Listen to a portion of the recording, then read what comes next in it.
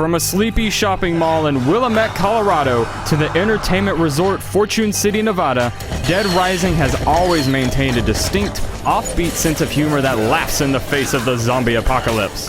However, if you saw Dead Rising 3's announcement at Microsoft's E3 2013 press conference, there wasn't so much as a chuckle to be found. Where were all the goofy outfits, the over-the-top psychopaths, and the crazy weapon combo? Wait a second, he's making a pistol with a flashlight on it. Great. At first blush, this new Dead Rising looks more akin to, say, The Walking Dead than the madcap, zombie-slaying games of old. This presentation left a lot of people wondering, has Dead Rising lost its sense of humor?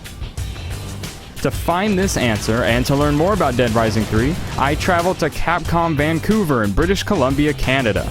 There I met with some of Dead Rising 3's developers to find out if this game really is as straight-laced as we've all been led to believe.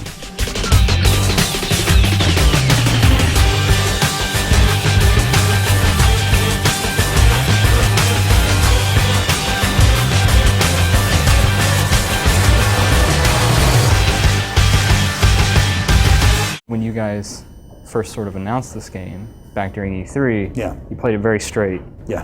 And it got people a little worried. Yeah. Like, why the decision to present the game in such a way, like, straight out of the gate?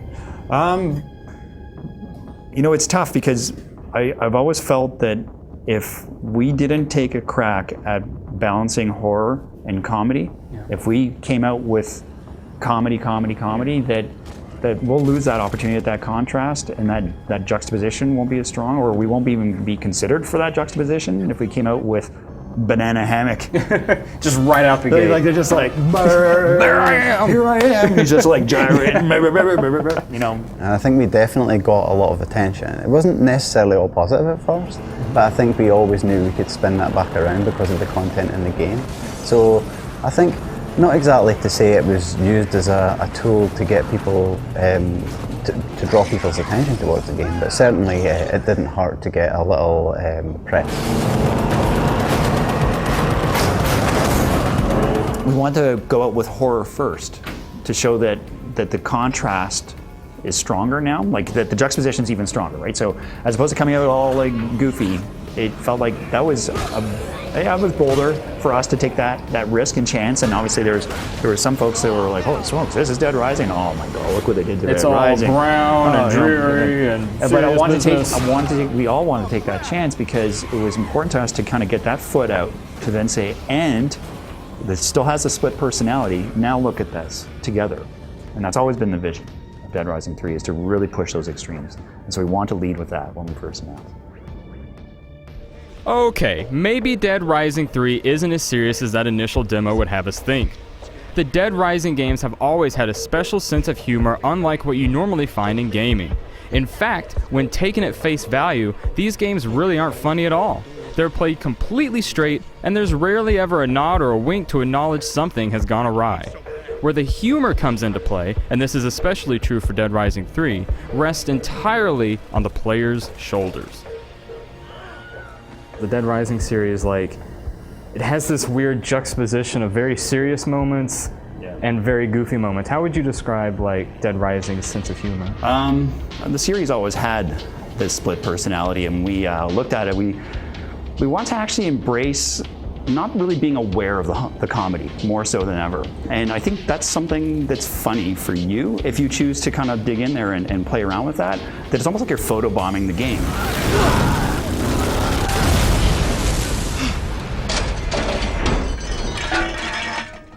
We didn't want the actors to have like a tongue-in-cheek sensibility, like, haha, wink, wink. You know? Yeah, you don't want them to sort of be in on the joke.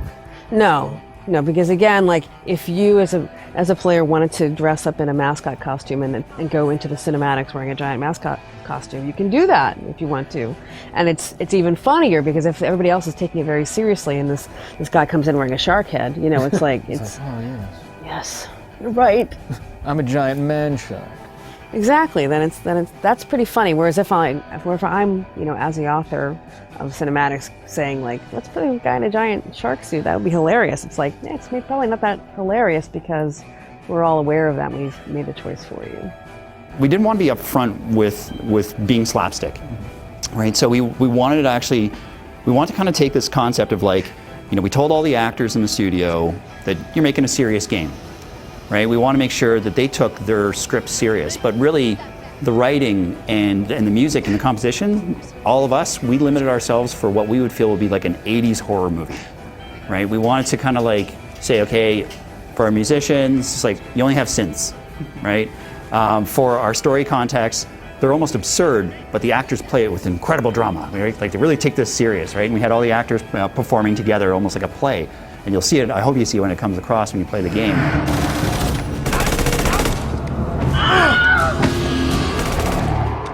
Run! Get to the bed! I'll cover you! Follow me! Here they come! There's something both funny and terrifying about zombies. Like, you know, the thing that's terrifying about zombies is that they can overwhelm you, and the idea that we're not at the top of the food chain anymore, that there's people who we know and our community, and now they want to actually eat us, and it's like that whole element of the familiar turned unfamiliar. And yet, like, if you put a zombie in like a chef's costume, it's like immediately it's ridiculous, right? Because it's like a monster, an inhuman thing that still has remnants of the human. And so I think that level of terror and horror is absolutely there in the zombie genre, and so is that element of like silliness. It's just sort of inherent to that kind of monster. Do you know what I mean? Dead Rising's sense of humor isn't the only thing that makes it distinct. Both Dead Rising 1 and 2 carried with them a strong sense of character, whether we're talking about eccentric photojournalist Frank West, the bright, sparkling lights of Fortune City, or the many psychopathic villains who inhabited both worlds. Dead Rising is a slightly off-kilter universe all its own. But how does Dead Rising 3, with its seemingly drab landscape and mild-mannered protagonist, measure up against such an eccentric pedigree? And what goes into designing this world? In the first two games, like you had the setting of a shopping mall or the setting of a casino. Yeah. And I think to some degree, like shopping malls and casinos are just kind of funny places to have a zombie outbreak occur. Yeah. They're also very sort of Americana. Yeah, they're definitely. Whereas in 3, it's sort of this larger open space. Like, why the decision to go with a larger area rather than just like some sort of fixed location, like a theme park, like a cruise ship. Yeah, a cruise ship. When we looked at Dead Rising 3, the decision around time and what do I do, right, when I'm not super restricted here without time, is like, I want a bigger world. That's actually our first point of entry when we start talking about Dead Rising, is where is this taking place? Because that informs so much. It informs the type of people that would be there, the type of weapon, what hero would be in this that the player would play, and who would they encounter. So it all starts with world, and it's like, we couldn't shake that. The most important thing for us was getting into a bigger world. We wanted to explore a bigger world. We wanted to drive in this world. We wanted to just have more freedom. What we did is we developed sort of stereotypical sort of characters within each of the spaces in the world, right? There's 4 main districts. And So is that how you sort of see it, as like divided up into districts? So we divided that up instead, as saying we have umbrellaed the whole thing. Obviously it's umbrellaed under Los Perdidos that take on SoCal, but then each of them is sort of like doing its riff on a region, right? And kind of taking that over the top, making it pretty exaggerated, you know, and still hitting a feel that is those memorable locations, but it just now feels like on a way broader scale. Los Perdidos is very large. There's a lot of unique content within that world, and it was important to the art team, important to the game that we showed that we were willing to create a massive amount of content for this game, so that as you play through that game, it feels like a unique experience no matter where you go in the game. So if you go into a barber shop, you're not just seeing a regular chair, you're seeing a barber's chair, you know. You want to feel that you've actually entered a space that's different, so it's not cookie cutter in any way, it feels kind of unique. How do you balance sort of maintaining consistency then between all these varied locations while still not having the place just feel static? Yeah, well, each district is actually separated deliberately, one from another, so that you feel as you traverse the world of Dead Rising and Los Perdidos that you actually are visiting a different location, and you actually feel like you've traversed the world as opposed to staying in a very small space. So it makes the world feel bigger. So much for having things under control. That one of your Annie's little friends' turn. Can you describe the 4 districts in a little more detail? Yeah, so we have a downtown district, which is very much like a financial shopping type district. We have a Sunset Hills district, which is kind of high-end homes with some, I guess, consumerism available. We have South Almuda, which is an industrial part of town, which gives us the opportunity to put some crazy factory type businesses in that area, along with strip bars and those kinds of locations you'd expect for workmen. And we have Ingleton, which is the kind of hardcore Americana consumerism run down part of town, not a place that you'd necessarily want to be out at night. Talk a little bit about how Nick's character differs from Frank and Chuck. Yeah, well, he's younger. Yeah. We didn't want a middle-aged man this time. We wanted to kind of go a bit younger this time. I don't know. Because he seems pretty straight-laced. Like, Frank was kind of eccentric. Yeah. Chuck was very concerned about his daughter. Yes. Was sort of the family man. Yeah. Nick, I don't really have a sense for yet. You don't have a sense for it yet? We're holding back on a lot, Okay. but what we want to do though is actually have a character that actually developed through the story. Hey, what's wrong, Sugar? He's never killed anyone before. You know, I've killed zombies, but they're already dead, right? I never killed a human being. Maybe there was something else I could have done. You had to do it. He would have killed us or worse. Nick, listen to me. We gotta get out of the city. It's escape or die. We gotta do what we gotta do. Right. Escape or die. I really liked writing for Nick because he's kind of like, he's growing into himself over the course of the story, whereas Chuck Green pretty much knew who he was from the beginning, whereas Nick is kind of in this process of discovery. He starts out not knowing what's going on, which I think is, you know, if there was a zombie outbreak right now and we were all stuck in this studio, like, and then nobody came to help us in 3 days and we just sort of, the vending machines ran out, like, what would we do? Like, we'd go out into that world to try and figure out what was going on and how we could get out and how we could get help, and that's what he does. And so he starts to learn about what's happening and what the situation is once he leaves that, and he does become, over the course of the game, like the player does, pretty badass. So by the end, he's like, he's a force to be reckoned with, and he's got a sense of confidence and a sense of his own power. His appearance is kind of over-the-top mechanic, so we went through many iterations of different types of mechanic outfit before we landed on something that's kind of 50s inspired, and it kind of fits into that whole Americana vibe. He's almost greaser inspired in a way, and it's quite. I think it's. I'm quite excited about where we landed. Enter, grasshopper. Find sanctuary in peaceful garden. Holy shit. Did zombies get in? Are you okay? We looked at Dead Rising 3 bosses a bit differently this time. We first wanted to manage that balance of split personality.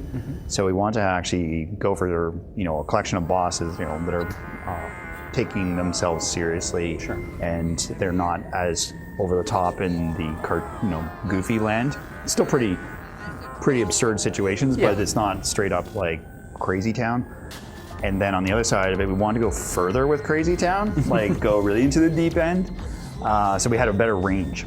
Interesting. Right. So when it comes to the psychos, which are like the optional bosses, still have them. And what the team came up with the concept of just modeling after 7 deadly sins. I think you guys have talked about like the sloth boss, the sort of this guy who's sending these drones after you. Hardest boss to design ever. What do you do with the boss? I need a boss who doesn't do anything. Doesn't do anything. Yeah.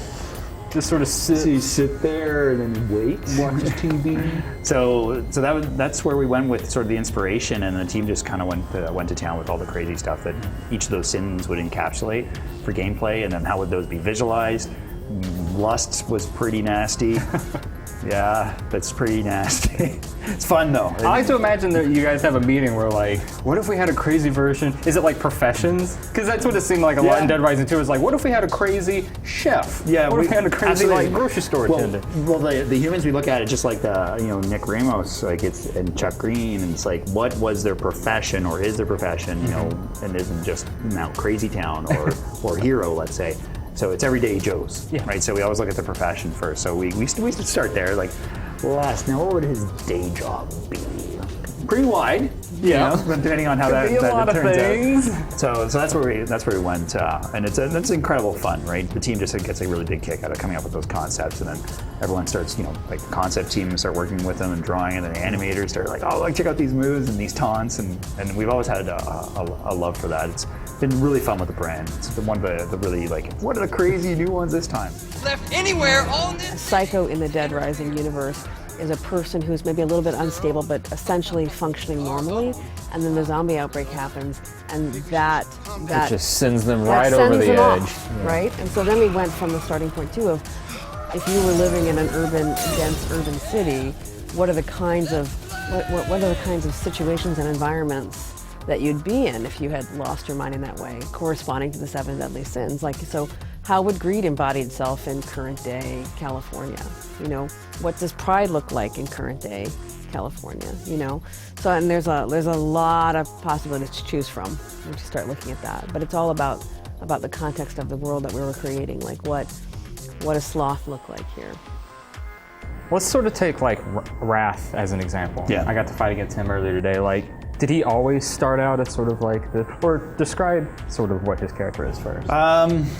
He's running the Happy Good Mart store, convenience store, and he doesn't like his family, or didn't like his family so much. He's a little disappointed. It's just like he can never get peace and quiet. They were always like, his wife was always yelling at him. His kid is always treating him really bad, disrespectful, and then the outbreak happens, and he just wants his own peace. Yeah. Right. So he's kind of thinking he's a monk at this point when he saw in the game where he's just kind of like donned the outfit almost like a mascot for this area or something, because it's pretty. He's in sort of this Zen garden type it's kind of a environment. mock Zen garden, and then he's just trying to keep the quiet. So you stumble in there, causing noise, obviously, which just drives him crazy. And then the zombies start stumbling in and breaking things, and that just drives him nuts. And then off you go. You can choose to fight him or not. Obviously, I'd recommend it. But I mean, was that sort of design, like, how did you guys iterate on that? We basically started with the job on that guy, and started trying to figure out the reasons why that job would connect. The iterations on it ran from all different types of folks. I think the biggest change was how the sin worked into it. That was from the gameplay point of view. It was like, okay, we need to really embrace the sin as part of gameplay. How do you evoke noise to then affect him? And that was a big change that just rippled through all the designs early on of how do we make sure that's intrinsic. So yeah, it was like the deadly sins aspect. Was that something you guys had decided on pretty early on? Yeah, but that was early on. The challenge was how to weave that into gameplay, so it wasn't just like an inspiration. Where it started, it was like, it would be really cool if we just, crazy idea, let's model them after 7 deadly sins. Crazy idea, let's weave that into gameplay. What? Then that was the challenge, and that's where a lot of iteration occurred with Wrath and with all the bosses, actually. Once the villains, the heroes, and everything in between are finished, it's time to make this world into a game. Dead Rising is known for giving players the liberty to use anything and everything as a weapon, from baseball bats to boxing gloves to giant stuffed teddy bears, all in a massive sandbox environment. Then there's the time limit. This grueling feature locked players into a perpetual race against the clock, almost from the moment they started the game. I asked the developers how they're planning to change or otherwise improve upon the series' fundamentals in Dead Rising 3. What are the other aspects of the game that sort of make it a Dead Rising game? The thing that we started digging at with Dead Rising 2 was the combo weapons, and that was inspired from Dead Rising 1, when we looked at, you could take a frying pan and put it on a stove and heat it up. Yeah, because Dead Rising 1, like, you could use anything as a weapon, but you couldn't yet combine them. Yeah, that was the inspiration. It started there. The team started thinking, man, customizing, right? And when we looked at Dead Rising 1, and it's like, oh, you can put on these different clothes, and it shows up in the cinematics. We love that. Having player choice was intrinsic. We just kind of encapsulated that. Like, you should have an incredible amount of choices, right, to allow you to customize how you want to play. So that was a really big one, right? So we want to take crafting of weapons further, right? So you can do it anywhere now. You're not limited to benches. Yeah, there's blueprints to kind of let you know which two items need to go together, but you can break that and unlock that and just use like items if you level up. We want to go further with clothing. It's even more ridiculous and even more options in all the different areas you can put clothing on. And then vehicles, and you're like, wow, this is hilarious, right? Then which survivors do you want to have with you? So you can have your own custom sort of posse of ragtag group of other guys trying to fight with you. That sort of was that player choice, and we see player choice as it's freedom, right? That freedom to explore the world, right? You're kind of getting out there really early. You're not limited, to just this area and then unlock this area and unlock this area. You just kind of get out there and you're dumped into Los Perdidos, and it's like, where do I go? And just go. Just go. Just do it. Right? Just that freedom to explore. So it's that player choice is intrinsic. So then how exactly does that weapons locker function? Because I know when I was playing, I was still having to swap through weapons in my inventory. Yeah. But it sounds, the way I've heard it described is every item you pick up goes into your weapons locker. Absolutely, yeah. The weapons lockers, which also share the same inventory, they're all over the world, start auto-populating with what you find. Almost like a memory of what you've been finding in the world, right? And even the combo weapons that you make will also be in there, right? And even the clothing Is it items. like a duplicate system?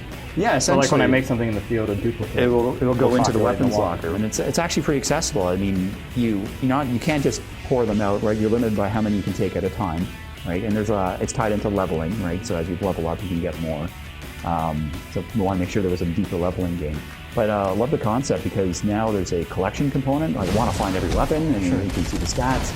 And the best thing is just getting right back to the weapons or the clothing or the survivors you want fighting alongside you really easily, right? So you pick up your game, it's been a week. All right, I'm gonna get back at it. Where was I? Go to the locker, Ah, yes. My old friend. Yeah, take my sledge saw here, right? My Blambo.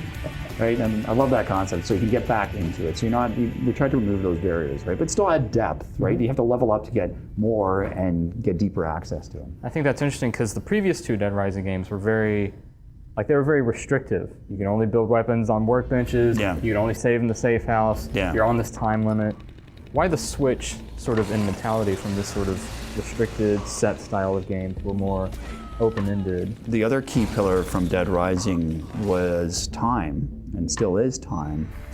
That's where it stemmed from, because on the development team, we talked about it at odds for a long time, who likes time in Dead Rising and who doesn't like time, and then completely all values the reasons why Dead Rising had time, like permanency and choice, risk, reward, and then also the loophole of, design loophole, but you can meta grind and get better and unravel through multiple playthroughs.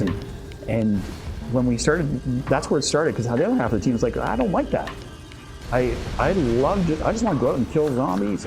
I want to actually explore the world and really find everything. I want to take my time and level up. I want to do every side mission. The completionist really wants to get the most out of the game, without having to replay, right, to kind of unraveling the game.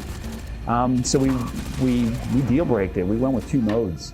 We have our Nightmare mode that is that classic Dead Rising 1, I would say, for difficulty, more so than 2. We used it up a bit in 2, where no checkpoints. You got to save in washrooms or porta potties, And time is pushing you really hard. You're going to see time pushing you. And of course, the other mode is take your time, right? Auto saves, checkpoints. You're not going to have that time pressure. You can go around and really explore the world. When that happened, then it was the decisions around, okay, now what do I do? I need more choice, right? Because it is a Pandora's box, right? As soon as you take those restrictions off, then they need a whole bunch of stuff to do. Yeah, what else can I do? We absolutely had to go deeper, right? So that's why we embraced a deeper leveling system, right? So we really customize how you level up. We had to go deeper with more stuff to do, deeper missions, deeper side missions, more of them, more stuff to find and collect, a bigger world. Does that sort of take the player through the world sort of in a set path, or are you sort of jumping around to all these different points? Well, in Dead Rising 2, we kind of looked at it as casting a fishing line. Kind of start here, we kind of, in the first mission's kind of a little bit out. A little bit further. A little bit further. Oh my God. And we still follow that as a design philosophy. We want to still make sure that was part of it. I feel like it'd be a good way to sort of ease the player into learning more. Oh, I got to go over there. Whoa. And then we have day-night cycles, and then night sets in, and it's like, oh, and I got over there at night. I got to get all the way back. It's a lot of face grabbing going on when you're playing this game.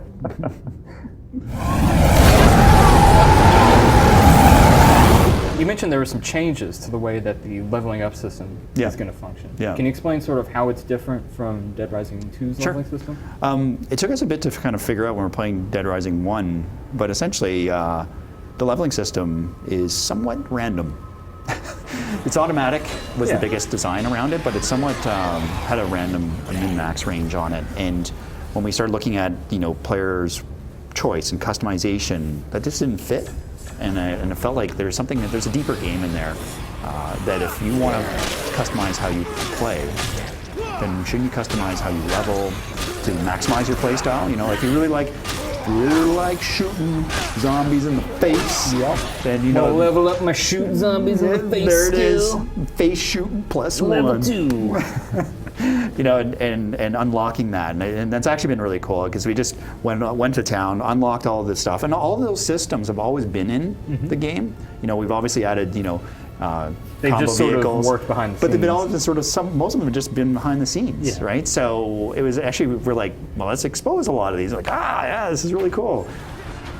Dead Rising 3 is a game of extremes. After talking with the team at Capcom Vancouver, it's clear they're well aware of what makes this series special. And that juxtaposition between seriousness and absurdity is still alive and well in this latest Dead Rising. It's been a Herculean undertaking that will finally come to fruition alongside the release of Microsoft's Xbox One. And just in case you forgot when that is, the team has got you covered. We are launching Day 1, November 22nd with the Xbox One. Very close. Oh my God, yes. I'm really excited. We're almost there. It's awesome.